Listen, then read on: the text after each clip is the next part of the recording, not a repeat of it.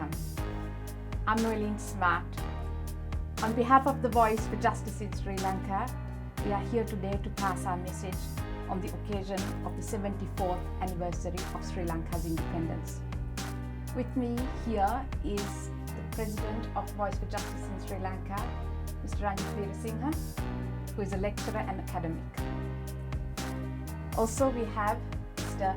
AJ Shaheen, agronomist and specialist in biosecurity. We also have VJSL's secretary with us here today, Dr. Namanu Maddage, computer engineer and academic. Let me start with the most poignant verse from Geethanjali, which resonates the despair as a nation. I will deck thee with trophies, garlands of my defeat. It is never in my power to escape unconquered. I surely know my pride will go to the wall. My life will burst its bonds in exceeding pain, and my empty heart will sob out in music like a hollow reed, and the stone will melt in tears. I surely know the 100 petals of a lotus will not remain closed forever, and the secret recess of its honey will be bared. From the blue sky an eye shall gaze upon me and summon me in silence. Nothing will be left for me, nothing whatever, and utter death shall I receive at thy feet. Today we mark the 74th anniversary of independence from the British Empire. As we hoist our national flag, a symbol of this historic moment, let us take a moment to ponder what milestones we actually commemorate. I beg to question as a nation whether what we have done is replace the then servitude to the British Empire with a more contemporary adaptation, being our servitude to an empire created by generations of corrupt and despotic politicians, leaders and governments. Is not the current empire we serve one which we have supposedly democratically elected to office, adding of course insult to injury? Sri Lanka today stands at the brink of political and economic collapse. Our national debt is crippling us and holding our entire nation at gunpoint. Risk ratings are alarmingly high, and we are most likely just months away from complete economic collapse. We are steadfastly moving towards an economic coma, and the central bank is playing Russian roulette, simply printing money as a solution to this crisis. We're no longer able to service our bilateral debts, and the consequences may be irreversible. It has been revealed that only a mere fraction of what we have borrowed were actually invested into the economy, and the rest, of course, sitting in offshore accounts and international investments, benefiting and enriching none other than the modern empire we serve. Sovereignty of the people have been robbed with the numerous rogue changes to the constitution. Defeated politicians are now entering the parliament through the vehicle of the national list, begging the question of what democracy we actually enjoy as a nation. As a nation, we have nothing to show for the 74 years of the so-called autonomy and freedom we have enjoyed. India has opened a line of credit to facilitate food imports to the country. China has pledged to help out with essential food supplies. So, we're now begging at the doorstep of our neighbors for food stamps. We're no longer able to purchase fuel to run our power plants, and now facing power cuts. From Easter bombings to the now happening LPG explosions engulfing the country, the flames which burn down our existence continues. Civil wars, uprising and extrajudicial killings have caused us to lose more than 150,000 lives of brothers and sisters since independence. The common man has nothing but a silenced voice, smoking guns everywhere and justice nowhere. Is the judiciary independent? What happened to those wonderful principles of separation of powers, checks and balances, the rule of law, all together, which is supposed to create a veil of protection of our basic human rights, the sovereignty of people. I surely know, like Tagore said, that the 100 petals of a lotus will not remain closed forever, and the secret recess of its honey will be bared. I hope that the dream is not all lost, that there is still hope, that one day we can truly celebrate being independent of political, economic, and social servitude. If there is one thing still left, that is our choice as citizens to elect our leaders. Can we, as a nation, collectively still make this dream come true? Or are we going to continue to mourn our losses? Thank you. வணக்கம், அஸ்ஸலாமு அலைக்கும், ஆய்புவான். Voice for justice in Sri Lanka. இலங்கையில் நீதிக்கான குரல். ஸ்ரீலங்காவே யுக்தியே ஹண்டாக். அமைப்பின் சுதந்திர தினத்திற்கான செய்தியின் தமிழாக்கம். இன்று நாம் பிரித்தானிய காலனித்துவ ஆதிபத்தியத்தில் இருந்து சுதந்திரத்தினை பெற்று 74வது சுதந்திர தினத்தினை அடையாளப்படுத்த எமது தேசிய கொடியினை உயர்த்தும் ஒரு சரித்திர முக்கியத்துவம் வாய்ந்த இந்த நாளிலே நாம் கடந்து வந்த பாதையினை சில கணம் பின்னோக்கி பார்ப்பது மிக முக்கியமானதாகும். எமது தாயகத்தில் இருந்து இன்று ஒலிப்பது இடைவிடாத சோக வேதனை புலம்பல்கள், விரக்தியின் ஒளிகள், இலங்கை மாதாவின் பிள்ளைகளின் மரண அஞ்சலிகள். இதற்காக நாம் செய்த ஒரே காரியம், பிரித்தானிய ஆட்சியில் இருந்து விடுபட்டு தேசிய ஆட்சி எனும் பெயரில் லஞ்ச ஊழல் மற்றும் இயலாமை மிக்க அரசியல்வாதிகளை தலைவர்கள் என எமது ஆட்சி பீடம் ஏற்றியதே ஆகும். இந்த மக்கள் வேதனைகளை மேலும் அதிகரித்துள்ள தற்போதைய ஆட்சி அல்லது பேரரசையும் ஜனநாயக ரீதியாக தேர்ந்தெடுத்ததும் இந்த மக்களே ஆகும். ஸ்ரீலங்கா இன்று அரசியல் மற்றும் பொருளாதார ரீதியில் சிதைந்து வீழ்ந்து தரைமட்டமாகும் கட்டத்திற்கு வந்துள்ளது. எமது தேசிய கடன் தொகை சரித்திரம் காணாத அளவு வானளவு உயர்ந்துள்ளது. நாம் பெற்ற பல பில்லியன் டாலர் வெளிநாட்டு கடன்கள் எம் நாட்டை துப்பாக்கி முனையில் இன்று நிற்க வைத்துள்ளது. இலங்கை பொருளாதாரத்தில் மிக ஆபத்தான நிலையில் உள்ளது என சர்வதேசம் மதிப்பிட்டுள்ளது. பொருளாதாரம் திவாலாகும் நிலைமைக்கு வந்துள்ளது. பொருளாதாரம் முழுமையான மயக்க நிலைமையான கோமா எனும் நிலைமைக்கு வர இன்னும் சில மாதங்களே உள்ளன. மத்திய வங்கி பெருந்தொகையான பணத்தினை அச்சடித்து தற்கொலை முயற்சியிலே ஈடுபட்டிருக்கிறது. மேலும் நாம் பெற்ற கடன்களையோ கடன் தவணைகளையோ அடைக்க முடியாத நிலைமையும் இன்று உருவாக்கியுள்ளது. இதனால் எமது நாட்டிற்கு ஏற்படும் விளைவு மிக பாரதூரமானதாகவும் அது நிரந்தரமானதாகவும் இருக்கப் போகிறது. இலங்கை பெற்ற கடன்களின் சிறு தொகை மட்டுமே நாட்டின் அபிவிருத்திக்காக செலவிடப்பட்டுள்ளது. எஞ்சிய பெருந்தொகையான டாலர்கள் எமது ஆட்சியாளர்களால் வெளிநாடுகளில் அவர்கள் பெயரில் முதலீடுகள் செய்யப்பட்டிருக்கிறது. பாராளுமன்ற சட்ட மூலங்கள் அவ்வப்பொழுது மாற்றியமைக்கப்பட்டு மக்களின் இறையாண்மை கொள்ளையிடப்பட்டுள்ளது. மக்களால் ஜனநாயக தேர்தல்களிலே தோற்கடிக்கப்பட்ட அரசியல்வாதிகள் நியமன பட்டியல்கள் வாயிலாக மீண்டும் பாராளுமன்ற உறுப்பினர்களாக அமரும் அவலம்.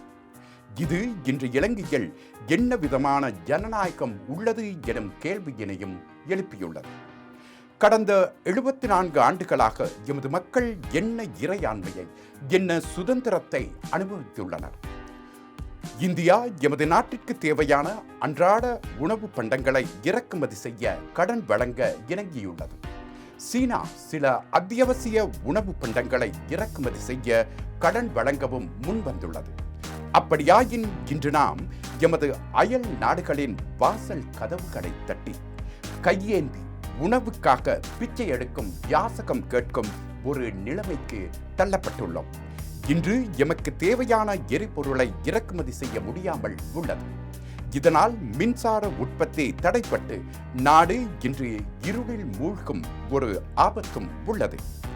ஈஸ்டர் குண்டுவெடிப்பு முதல் தற்போதைய எரிவாயு சிலிண்டர் வெடிப்புகள் வரை எமது நாட்டினையும் அதன் எதிர்காலத்தினையும் விழுங்கும் ஆபத்தும் ஏற்பட்டுள்ளது. இதில் இருந்து எழுந்துள்ள தீச்சுவாலைகள் எம் நாட்டின் இருப்பினையும் எதிர்காலத்தினையும் எரித்து சாம்பலாக்கிவிடும் அபாயம் ஏற்பட்டுள்ளது. 74 ஆண்டுகால சுதந்திரத்தின் பின்னர் நடந்து முடிந்த சிவில் யுத்தம், இன வன்முறைகள், அரசுக்கு எதிரான எழுச்சிகள், அரசியல் படுகொலைகள் இவற்றால் நாம் இழந்த எமது உடன்பிறப்புகளின் எண்ணிக்கை 1,50,000 ஆகும். பொதுமக்களின் குரல் வளைகள் நசுக்கப்பட்டு அமைதியாக்கப்பட்டுள்ளது. புகை கக்கும் துப்பாக்கிகள் நாட்டின் நாலாபுறங்களிலும் தென்படுகிறது. ஆயினும் நாட்டின் எந்த ஒரு பக்கத்திலும் சட்டமும் நீதியும் தென்படுவதாக இல்லை. அதிகார பரவலாக்கல் எனும் அழகிய கொள்கைக்கு என்னவானது? நாட்டு மக்களின் சமத்துவம், இறையாண்மை, மனித உரிமைகளை பாதுகாக்கும் சட்டங்கள் இன்று எங்கே உள்ளது? மகாகவி தாகூர் கூறிய ஒரு விடயம் மட்டும் எனக்கு இன்று ஞாபகத்திற்கு வருகிறது. அது 100 இதழ்களுடன் இருக்கும் தாமரை மொட்டு ஒரு சிறிய இடைவெளிக்கு பின்னர் மலரத்தான் போகிறது. அந்த கனவினை நாம் இன்னும் களைந்து விடவில்லை. எமது எதிர்பார்ப்புகளையும் இன்னும் நாம் இழந்து விடவில்லை. அந்த தாமரை நிச்சயம் மலரும். அந்த நாள் நிச்சயம் உதயமாகும்.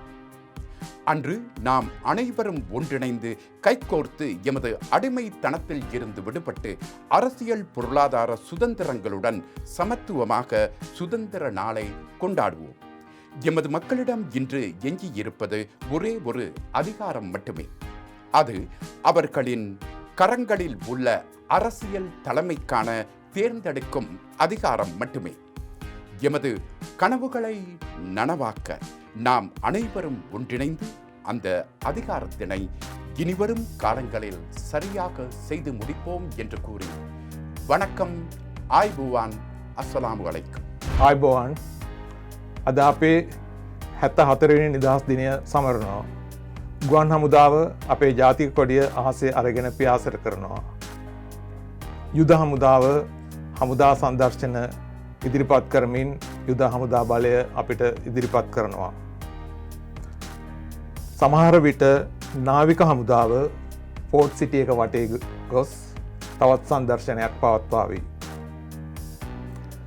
පාසල් කාලයේදී අපි ඉගෙන ගත්තේ මේ රටේ නිදහස ලැබුවේ එක ලේබිඳුවක්වත් හොලවන්නේ නැතුව කියලා. ඒ වුණාට පහුගිය අවුරුදු 74 පුරා මේ රට ලේ ගංගාවකින් නැහැවිලා ගොස් තිබෙනවා. ජීවිත දසදහස් ගණනක් නැති වෙලා 2019 අප්‍රේල් 21 වෙනි දින දේවස්ථානවල සහ සංචාරක හෝටල් වල පිපිරීගේ බෝම්බයෙන් විශාල ජීවිත හානියක් සිදු වුණා. එහි තුවාලකරුවන් සහ ඔවුන්ගේ නෑදෑයන් ඒ වගේම පහුගිය කාලයේ නිවාස තුළ පිපිරීගේ ගෑස් සිලින්ඩර නිසා ජීවිත හානි වූ පුද්ගලයන්ගේ නෑදෑයන් තුවාල වූවන් සහ දහසකට අධික නිවාස ප්‍රමාණයක් දහසකට අධික නිවාස අහිමි වූ පුද්ගලයන් යුක්තිය ඉල්ලා හඬ නගනවා. ඔවුන්ට යුක්තිය ලබාදීමට ඉදිරිපත් වන රජයේ නිලධාරයා වන නීතිපතිතුමා ඒ වෙනුවෙන් ඉදිරිපත් නොවී වෙනත් අරමුණුවලින් වැඩ කටයුතු කරන්නේ දැයි අපිට මහත් සැකයක් ඇති වෙලා තිබෙනවා. අපිට නිදහස ලැබුණේ බ්‍රිතාන්‍ය අධිරාජ්‍යයෙන්.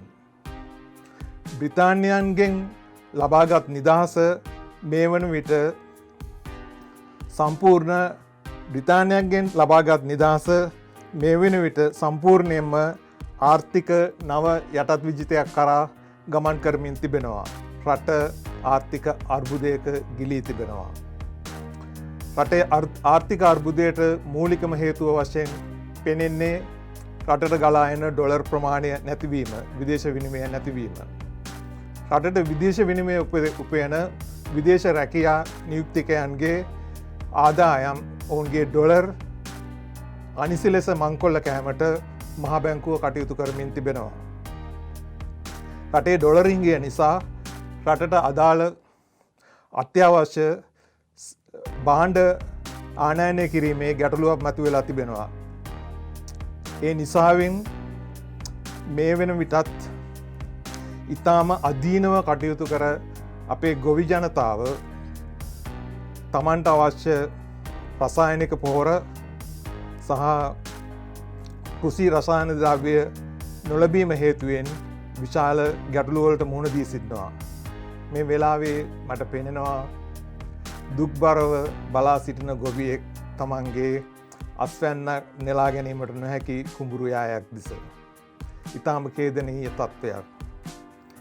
නිදහස් දිනේ අපිට මතක් කරන්න තිබෙන්නේ බොහෝ ඛේදනීය දේවල්. මෙම ගැටලුවට විසඳුමක් විදියට රටේ සම්පත් විකිණීම බහුල වශයෙන් සිදුවෙනවා. රටේ ආර්ථික මර්මස්ථානයන් විකිණීම නිසා අපි අද විශාල ගැටලුවලට මුහුණ දී සිටිනවා. මතු යම් දිනයක හෝ මේ ගැටලුවලින් රටක් වශයෙන් ගොඩේමට ඒ වෙනුවෙන් කටයුතු කරන අපේ කටයුතු කළ හැකි අපේ දරුදැරියන් තමන්ගේ අධ්‍යාපනය ලබා ගැනීම පිළිබඳව විශාල දුෂ්කරතාවයකට මුහුණ දී සිටිනවා. පහුගිය අවුරුදු දෙකපුරම අධ්‍යාපනය නොලබීම නිසා අධ්‍යාපන නොලබී විභාගවලට පමණක් පෙනී සිටීම නිසා ඉතා මානසික අසහනයට පත් තරුණ දරු කැලක් අපිට හිමි වෙලා තිබෙනවා. මේ රටේ විශාල ගැටලුවක්. මෙවැනි ගැටලු විශාල ප්‍රමාණයක් මධ්‍යයේ අපි අද නිදහස සමරනවා. නිදහස අර්ථය අපිට දැනෙන්න නම් රටක යුක්තිය ෂ්ට විය යුතුයි. යුක්තිය නොමැති රටක නිදහසක් ලැබෙන්නේ නැහැ. සබන් කැටයක් ඕඩිකොළොම් බෝතලයක් හොරකං කර වරදට සාවද්‍ය හෘදතාක්ෂය විසින් දිවිනසා ගැනීමට පෙළඹූ පියෙක් සිටින් රටක රටේ සම්පත් බහුල වශයෙන් හොරකම් කළ පුච්චලයන් වැදුම් ලබන රටක අපි නිදහස සමරනවා. අපි මීට වඩා නිදහස් විය යුතුයි. ස්තුතියි. Vishvavahini.